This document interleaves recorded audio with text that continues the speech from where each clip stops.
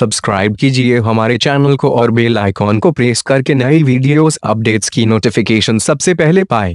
Hello दोस्तों, जानवरों की नस्लों को लेकर नए नए एक्सपेरिमेंट करने वाले साइंटिस्टों ने सोचा नहीं होगा कि अलग अलग जानवरों से सहवास कराने से ये विचित्र जानवर पैदा होंगे। इनमें से ज्यादातर जानवर ऐसे हैं जिनके नाम शायद ही आप जानते हों। आज हम आपको बता रहे हैं कुछ ऐसी ही नस्ल और कैसे हुए ये पैदा। आगे देखें ऐसी ही 12 जानवरों की नस्लें।